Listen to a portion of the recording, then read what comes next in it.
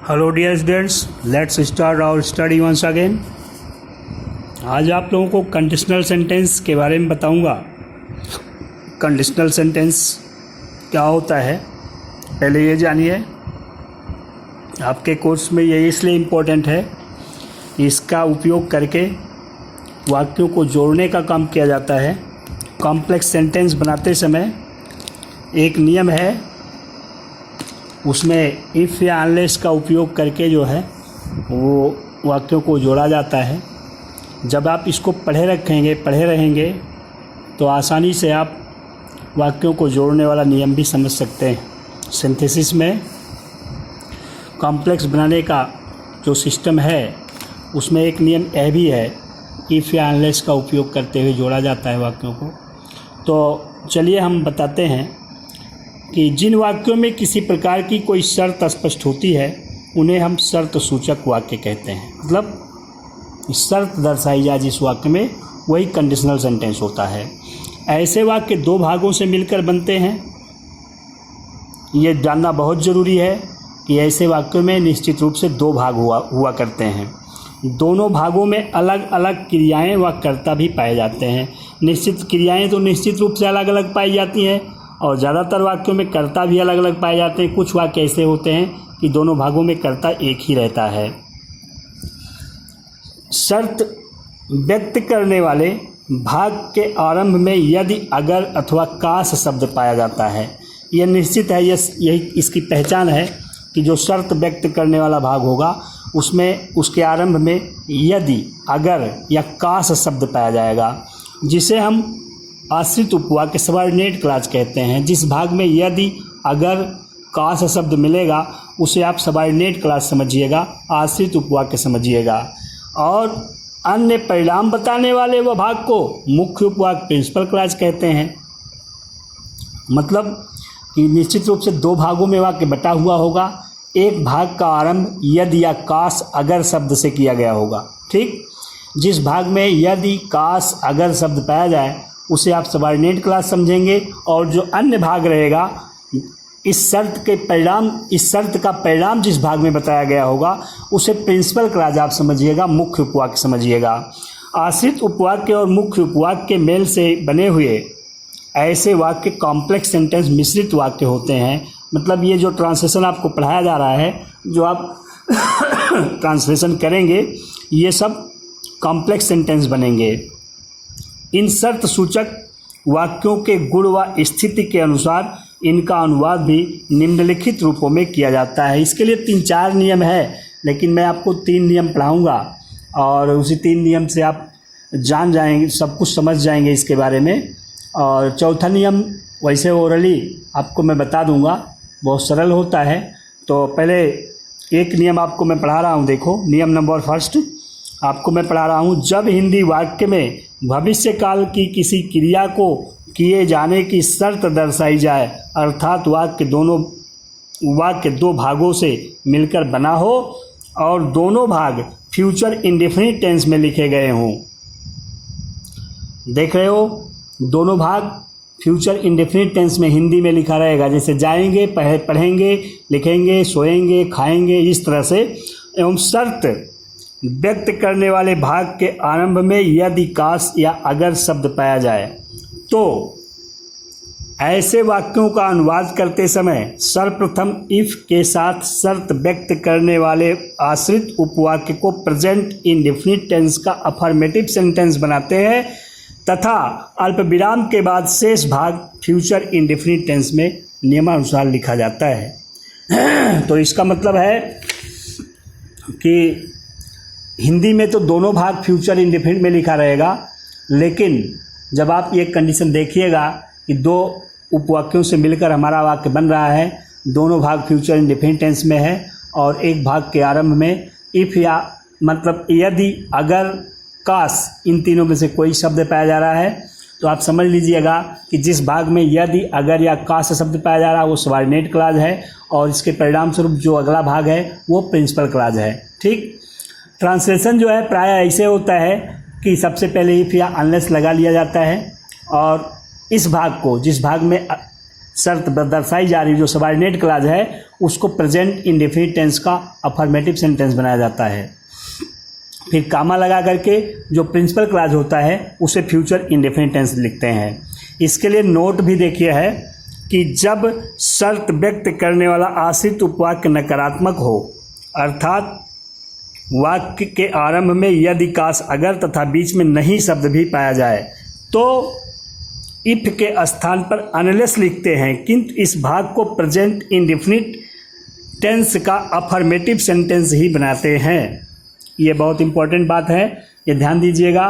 यदि वाक्य के आरंभ में काश अगर यदि शब्द पाया जाए, जब सबऑर्डिनेट क्लॉज के आरंभ में काश अगर यदि शब्द पाया जाए और नहीं भी वाक्य के बीच में उसी भाग में नहीं भी पाया जाए, तब आप इफ नहीं लगाते हैं बल्कि अनलेस लगा देते हैं और अनलेस के बाद भी जो आप उपवाक्य लिखेंगे उसको प्रेजेंट इंडेफिनिट टेंस का अफर्मेटिव ही बनाएंगे। यद्यपि हिंदी में वो यदि और नहीं दोनों रहेगा, लेकिन आप जब अंग्रेजी अनुवाद करेंगे तो चूंकि यदि मीन्स यदि की अंग्रेजी इफ होती है और उसका निगेशन फॉर्म अनलेस होता है। इफ मतलब यदि और अनलेस मतलब यदि नहीं, उसी अनलेस में दोनों शब्द आ जाएगा, इसलिए अनलेस लगाने पर भी आपको वाक्य जो है वो प्रेजेंट इंडेफिनिट का अफर्मेटिव ही बनाना पड़ेगा। ठीक, दूसरा नोट देखो, जब ऐसे वाक्य के दोनों भागों का कर्ता कोई एक ही हो तो मुख्य कर्ता का उपयोग उसी भाग में किया जाता है जिसका अनुवाद पहले करते हैं। ठीक, कभी कभी ऐसा होता है कि दोनों भागों की क्रियाओं का कर्ता एक ही रहेगा, तब आप यही करिएगा कि जो मुख्य कर्ता रहेगा उसका उपयोग आप उसी भाग में करिएगा जिसका अनुवाद आप पहले करिएगा, और अन्य उपवाक्य में जो बचा रहेगा उसमें कर्ता के स्थान पर उसी मुख्य कर्ता का सर्वनाम रूप लगाया जाता है। ये तो पास्ट परफेक्ट टेंस में आपको बताया गया था कि एक ही कर्ता रहने पर क्या करते हैं। ठीक, अब एक नोट और है, जब ऐसे वाक्यों में मुख्य उपवाक्य प्रश्नवाचक इंट्रोगेटिव सेंटेंस हो तो पहले हम उसी इंट्रोगेटिव सेंटेंस का ही अनुवाद करते हैं और बाद में इफ अनलेस लगाकर शर्त व्यक्त करने वाले भाग आश्रित उपवाक्य को प्रेजेंट इंडेफिनिट टेंस का अफर्मेटिव सेंटेंस ही बनाते हैं। मतलब क्या है कि मान लीजिए सबऑर्डिनेट क्लॉज जिसमें शर्त व्यक्त की जा रही है वो अफर्मेटिव या निगेटिव हो, ठीक, किंतु इसके परिणाम स्वरूप जो बात हो वो इंट्रोगेटिव हो, तब आप क्या करेंगे? तब आप पहले उस इंट्रोगेटिव वाले वाक्य को प्रिंसिपल क्लॉज को पहले लिख लेंगे, तब फिर उसके बाद फ्यूचर इंडेफिनिट में लिखेंगे, फिर उसके बाद इफ़ या अनलेस लगाएंगे और शर्त व्यक्त करने वाले भाग को प्रेजेंट इंडेफिनिट टेंस का अफर्मेटिव बना देंगे। ठीक, हम 10 उदाहरण आपके पास लिख करके भेजे थे, उन्हीं 10 उदाहरणों को आज मुझे समझाना है। चलिए देखिए, जैसे लिखा गया है, यदि यह बालिका प्रथम पुरस्कार जीतेगी तो उसके माता पिता खुशी मनाएंगे। इसमें 2 भाग है, बालिका का पुरस्कार जीतना और दूसरा भाग है उसके माता पिता का खुशी मनाना। ठीक, तो दोनों फ्यूचर में लिखा हुआ, देखो जीतेगी और मनाएंगे फ्यूचर में लिखा हुआ है। ये यदि वाला भाग जो है ये सबऑर्डिनेट क्लॉज हो गया। ठीक, और तो के बाद जो सब भाग लिखा हुआ है ये प्रिंसिपल क्लॉज हो गया। सामान्य सी बात है, दोनों सिंपल सेंटेंसेस हैं, तो आप पहले क्या करेंगे? इफ़ या अनलेस लगाते हैं तो यदि केवल है ना, अफर्मेटिव है ये, तो इफ़ लगाएंगे और इसे प्रेजेंट इंडेफिनिट टेंस का अफर्मेटिव सेंटेंस बना देंगे। हो जाएगा if this girl wins the first prize. Present indefinite tense के अफर्मेटिव सेंटेंस को अनुवाद करने का नियम बार बार नहीं बताऊंगा, आप पता है, फिर बता दे रहा हूँ। कर्ता मुख्य क्रिया की पहली अवस्था कर्म, किंतु यदि कर्ता एक वचन हो तो मुख्य क्रिया में एस, एस अथवा आई एस जोड़ देते हैं। यहाँ देखो गर्ल एक वचन था इसलिए यस यहाँ विंस लिख दिया गया, विन में एस जोड़ दिया गया। If this girl wins the first prize, यदि यह बालिका प्रथम पुरस्कार जीतेगी। अब उसके माता पिता खुशी मनाएंगे, फ्यूचर इंडेफिनिट लिखना है। हर पेरेंट्स विल रिक्रिएट, हर पेरेंट्स विल मेक मैरी, बस ये हो गया। दूसरा वाक्य है, अगर भिखारी मेरा दरवाज़ा खटखटाएगा तो मैं उसे भिक्षा दूंगा। इसमें भी 2 भाग है, एक है मेरे द्वारा भिक्षा दिया जाना, ये प्रिंसिपल क्लॉज हो गया, और भिखारी के द्वारा दरवाज़ा खटखटाया जाना, ये सबऑर्डिनेट क्लॉज है। अगर लिखा है इसमें इफ़ लगेगा, तो आप लिखेंगे इफ़, इसके बाद इस भाग को प्रेजेंट इंडेफिनिट टेंस का अफर्मेटिव बनाएं। If the beggar knocks at my door, knocks से लिख दिया चूँकि सिंगुलर नंबर था। If the beggar knocks at my door, उसके बाद मैं उसे भिक्षा दूंगा, ये फ्यूचर इंडेफिनिट में लिखना है, अफर्मेटिव है। I shall give him the alms, alms मतलब भिक्षा। अगला है यदि सभी मतदाता इस चुनाव का विरोध करेंगे तो भविष्य में पश्चाताप करेंगे। ये वाक्य इन दोनों वाक्यों से थोड़ा से अलग है कि दोनों भागों की क्रियाओं का कर्ता एक ही है। चुनाव का विरोध करने का काम कौन करेगा? सभी मतदाता। और पश्चाताप करने का काम कौन करेगा? वही सभी मतदाता। तो इसका मतलब दोनों भागों की क्रियाओं का कर्ता एक ही है। आपको मुख्य कर्ता का उपयोग उसी भाग में करना है जिसका अनुवाद आपको पहले करना है। तो यदि के लिए आपने इफ़ लगा लिया और फिर लिखा सभी मतदाता इस चुनाव का विरोध करेंगे, फ्यूचर इंडेफिनिट में लिखना है। तो हमने लिख दिया if all the voters protest this election, if all the voters protest this election. Comma का मतलब तो हो जाता है, समझे? सभी वाक्यों में जब कामा लगा दे इसका मतलब तो हो गया। अब देखो भविष्य में पश्चाताप करेंगे, पश्चाताप करना मुख्य क्रिया, भविष्य में समय, और इस वाक्य में कर्ता दिया नहीं गया है, कर्ता वही है, कौन? सभी मतदाता। सभी मतदाता बहुवचन इसलिए उसका प्रोनाउन दे, तो हो गया दे विल रेपेंड, रेपेंड माने पश्चाताप करना इन फ्यूचर, भविष्य में। ये वाक्य बन गया if all the voters protest this election they will रिपेंड in future. यहाँ देखो प्रोटेस्ट में एस नहीं जोड़ा गया क्योंकि ये बहुवचन था, ठीक। अगर आप इस मंदिर में पूजा नहीं करेंगे, देखो अगर और नहीं ये दोनों आ गया, तो इसका मतलब ये नहीं कि इसको आप निगेटिव बनाएंगे अफर्मेटिव भी प्रेजेंट इंडेफिनिट टेंस का, ठीक। हाँ, इफ़ माने यदि या अगर होता है, और अनलेस माने यदि नहीं अगर नहीं, ये दोनों हो जाता है। तो आप इन दोनों शब्दों के लिए, अगर और नहीं दोनों शब्दों के लिए अनलेस लगा देंगे, ठीक। और बचा हुआ भाग क्या है? भगवान आपसे नाराज हो जाएंगे, फ्यूचर इंडेफिनिट में लिखा जाता है। पहले इसे प्रेजेंट इंडेफिनिट का अफर्मेटिव बनाएं। Unless you adore in this temple, यदि आप इस मंदिर में पूजा नहीं करेंगे, ये हो गया प्रेजेंट इंडेफिनिट में लिख दिया गया। Unless you adore in this temple, चूँकि यू बहुवचन माना जाता है इसलिए इसमें एस नहीं जोड़ा जा रहा है। फिर कामा लगा दिया तो इसकी हिंदी हो गई भगवान आपसे नाराज हो जाएंगे, तो गॉड विल गेट एंग्री, नाराज होना अंग्रेजी गेट एंग्री या एनॉय, तो हो गया God will get angry with you. With you क्यों लिखा गया? एट यू क्यों नहीं लिखा गया? यह यू जो है वो सजीव है, जब किसी सजीव के साथ नाराज होने की बात होती है तो विद यू लिखा जाता है, और जब किसी एब्स्ट्रैक्ट नाउन या न्यूट्रल जेंडर के नाउन के साथ नाराज होने की बात होती है तब वहाँ एट यू लिखा जाता है। एंग्री एट यू तब लिखा जाता, एंग्री एट योर बिहेवियर जैसे होता तो आप एट योर बिहेवियर लिखते, लेकिन ये मनुष्य से नाराज होने की बात है इसलिए विद लिखा जाएगा। प्रीपोजिशन का नियम है वो, सिंटैक्स का नियम आपको पढ़ाया गया होगा। अगला देखिए पांचवा, यदि यह महिला झूठ नहीं बोलेगी तो अपना लक्ष्य हासिल कर लेगी। इस वाक्य में भी दोनों भागों की क्रियाओं का कर्ता एक ही है। यहाँ झूठ ना बोलना वही महिला, और लक्ष्य हासिल करना वही महिला के लिए है, समझे। तो मुख्य कर्ता या महिला आप उसी भाग में अनुवाद करें लिखिए जिसका अनुवाद आप पहले करते हैं। यदि और नहीं दोनों लिखा गया तो अनलेस हमने लगा दिया, इफ नहीं लगाएंगे। या महिला झूठ बोलेगी, प्रेजेंट इंडेफिनिट टेंस में आपको लिखना है, अफर्मेटिव बनाना है। Unless this lady tales a lie, negative रहेगा तब भी, क्योंकि अनलेस तो आपने लगा दिया ना, ऐसा नहीं कि आप इसे निगेटिव बनाएं, अफर्मेटिव में लिखा जाएगा शर्त व्यक्त करने वाला भाग हो गया। Unless this lady tales a lie, comma का मतलब तो अपना लक्ष्य हासिल कर लेगी।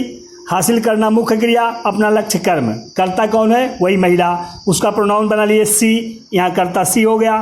फ्यूचर इंडेफिनिट लिख दीजिए, सी विल एक्वायर, एक्वायर माने हासिल करना, हर टारगेट अपना लक्ष्य। ये वाक्य बन गया, unless this lady tales a lie she will acquire her target. ठीक। काश पक्षियाँ इस पेड़ पर घोंसला बनाएंगी तो हम सब इसके नीचे नहीं खेलेंगे। ये देखो काश मतलब यदि, अफर्मेटिव है तो इफ लगा दिए।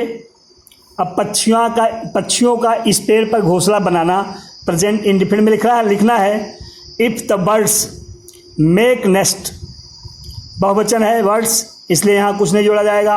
If the birds make nest in this tree, इस पेड़ पर, हम सब इसके नीचे नहीं खेलेंगे, निगेटिव है तो फ्यूचर इंडिफिनिट का निगेटिव बना दीजिए। इससे प्रिंसिपल क्लास से कोई मतलब नहीं, प्रिंसिपल क्लास जैसा रहेगा वैसे लिखना पड़ेगा। निगेटिव रहेगा निगेटिव लिखना पड़ेगा, इंटरोगेटिव रहेगा इंटरोगेटिव लिखना पड़ेगा, अफर्मेटिव रहेगा अफर्मेटिव लिखना पड़ेगा। केवल सबऑर्डिनेट क्लास की बात है कि अगर अफर्मेटिव रहेगा तब भी प्रेजेंट इंडिफिनिट का अफर्मेटिव बनाना है, और निगेटिव रहेगा तब भी प्रेजेंट इंडिफिनिट का अफर्मेटिव बनाना है। केवल अगर अफर्मेटिव रहेगा तो इफ लगाइएगा, निगेटिव रहेगा तो अनलेस लगाइएगा, लेकिन सबऑर्डिनेट क्लास का अनुवाद जो करिएगा वो प्रेजेंट इंडिफिनिट टेंस के अफर्मेटिव जैसा ही करिएगा। ठीक। ये हो गया if the birds make nest in this tree, यदि पक्षियां इस पेड़ पर घोंसला बनाएंगी। If the birds make nest in this tree, हम सब इसके नीचे नहीं खेलेंगे, इसको निगेटिव बना लिया। We shall not play under it, we shall not play under it, negative था, कर्ता सहायक क्रिया, नॉट मुख्य क्रिया कर्म। ये देखो, यदि सभी अधिकारी बैठक में भाग लेंगे तो क्या इस परियोजना को समझ लेंगे। अब देखो, ये तो के बाद वाला भाग जो लिखा है ये प्रिंसिपल क्लास, ये देखो इंट्रोगेटिव सेंटेंस जैसा लिखा है, yes or no type question है। ठीक। तो जब ये शर्त अभी वहाँ नोट में बताया हूँ कि यदि प्रिंसिपल क्लास इंट्रोगेटिव सेंटेंस होगा तो पहले आप इंट्रोगेटिव सेंटेंस का ही अनुवाद कर लेंगे, फिर बाद में कंजक्शन लगाएंगे इफ़ या अनलेस, और बचा हुआ भाग मतलब सबऑर्डिनेट क्लास प्रेजेंट इंडिफिनिट का अफर्मेटिव बनाएंगे। ठीक। क्या इस परियोजना को समझ लेंगे, समझ लेना क्रिया, और इस परियोजना को कर्म, और किसके लिए बात हो रही है तो पता चला सभी अधिकारियों के लिए बात हो रही है। तो यही सभी अधिकारी करता है, इसको इसमें कर्ता बना लें, हो जाए क्या सभी अधिकारी इस परियोजना को समझ लेंगे। इसका ट्रांसलेशन हमने लिख दिया, will all the officers understand this project, will all the officers understand this project. फिर उसके बाद हमने बीच में देखो अब कामा नहीं लगाना होगा, क्योंकि प्रिंसिपल क्लास आपने पहले लिख दिया, बाद में सबऑर्डिनेट क्लास लिख रहे हो तो सबऑर्डिनेट क्लास के पहले सबऑर्डिनेटिंग कंजक्शन लगाया जाता है। यहाँ कंजक्शन आप इफ लगा दे रहे हो, बस कामा नहीं लगाइएगा। फिर बचा हुआ भाग ये जो है सबऑर्डिनेट क्लास जो है वो प्रेजेंट इंडिफिनिट टेंस का अफर्मेटिव बनाना होता है। कर्ता एक बार सभी अधिकारी आपने उपयोग कर लिया, उस भाग में कर्ता के लिए आप दे लगाएंगे चूंकि बहुवचन है वो। ठीक। तो हो गया दे पार्टिसिपेट, कर्ता मुख्य पहले होता कर्म, this meeting, they participate this meeting, में की अंग्रेजी नहीं लिखी जाएगी। अभी मैं बार बार बताता हूँ कि आपको कि join, participate, enter, penetrate, sweep, arrive, reach, ये सब ऐसी क्रियाएं हैं इनके बाद में की अंग्रेजी नहीं लिखी जाती है। ये हो गया will all the officers understand this project if they participate this meeting, question mark लगाइएगा अंत में। अगला वाक्य देखो, अगर वर्षा नहीं होगी, अगर वर्षा नहीं होगी तो क्या सभी किसान अपने खेतों की सिंचाई नहीं करेंगे। पहले आप देख रहे हैं कि अगर वर्षा नहीं होगी, ये जो है वो सबऑर्डिनेट क्लास है, इसी में शर्त दर्शाई जा रही है, और बाद में जो प्रिंसिपल क्लास है वो इंट्रोगेटिव सेंटेंस लिखा गया है। क्या सभी किसान अपने खेतों की सिंचाई नहीं करेंगे, yes or no type question ही निगेटिव लिखा गया है। सबसे पहले क्या बीच में नहीं है तो yes or no type question ही निगेटिव है। फ्यूचर इंडिफिनिट में प्रिंसिपल क्लास को लिखना होता है तो आप उसे फ्यूचर इंडिफिनिट में लिख डालिए। Will all the farmers not irrigate या irrigate their fields, if all the farmers not irrigate their fields. अब फिर कंजक्शन लगा दिया अनलेस यदि नहीं है ना, इसलिए अनलेस लगाया। लेकिन इसको प्रेजेंट इंडेफिनिट का अफर्मेटिव भी बनाना पड़ेगा। तो वर्षा होने के लिए आपको बताया गया है, वर्षा होने के लिए इट कर्ता बनाया जाता है और रेन को मुख्य क्रिया माना जाता है। तो अनलेस के बाद हमने देखो लिख दिया it rains. It singular number है इसलिए एस जोड़ दिया इसमें, प्रेजेंट इंडेफिनिट टेंस से बन गया, क्वेश्चन मार्क लगा देंगे। Will all the farmers not irrigate their fields unless it rains. अगला देखो, यदि शेर पिंजरे में दहाड़ेगा, यदि शेर पिंजरे में दहाड़ेगा तो रखवाला उसे कैसे भयभीत करेगा। ये भी डब्ल्यू एच टाइप क्वेश्चन है। प्रिंसिपल क्लास जो है वो क्वेश्चन इंटरोगेटिव सेंटेंस है ना, तो आप इसे इंटरोगेटिव सेंटेंस, जब प्रिंसिपल क्लास इंटरोगेटिव सेंटेंस रहता है तो पहले उसी को लिख लिया जाता है। पहले आप इसको लिखो, रखवाला उसे कैसे भयभीत करेगा, हैं। हाउ विल, फ्यूचर इंडेफिनिट लिखना पड़ेगा। हाउ विल प्रश्नसूचक शब्द सहायक क्रिया कर्ता, द कीपर रखवाला। How will the keeper frighten माने भयभीत करना, हिम मतलब उसे। How will the keeper frighten him, रखवाला उसे कैसे भयभीत करेगा। अब कंजक्शन लगा दिया इफ, और सबऑर्डिनेट क्लास जो है वो लिखना है। शेर का पिंजरे में दहाड़ना, शेर करता, दहाड़ना क्रिया, पिंजरे में स्थान। द लायन, इफ के बाद आपने लिखा the lion roars in the cage, lion roars in the cage. इस तरह से ये हो गया, how will the keeper frighten him if the lion roars in the cage. देखो इंटरोगेटिव सेंटेंसेस में जब इंटरोगेटिव प्रिंसिपल क्लास इंटरोगेटिव है तो बाद में उसको लिखने का कोई मतलब नहीं होता है, इंटरोगेटिव पहले ही बनाया जाता है, ठीक है। आगे पीछे वाक्यों के आगे पीछे होने का कोई मतलब नहीं है। देख रहे हैं, पहले आप सबऑर्डिनेट क्लास लिखा करते थे कुछ वाक्यों में, तब कामा लगा करके प्रिंसिपल क्लास लिखा करते थे। अब क्या कर रहे हैं, 2-3 वाक्यों से पहले प्रिंसिपल क्लास लिख ले रहे हैं, फिर कंजक्शन लगा रहे हैं, इफ या अनलेस लगा रहे हैं, तब सबऑर्डिनेट क्लास को लिख रहे हैं। अर्थ वही रहेगा, कोई मतलब नहीं है आगे पीछे होने का। हाँ, यह आप लोग जानते हो ना कि जैसे एसआर टाइप क्वेश्चन है तो उसमें सहायक क्रिया सबसे पहले लिखना चाहिए।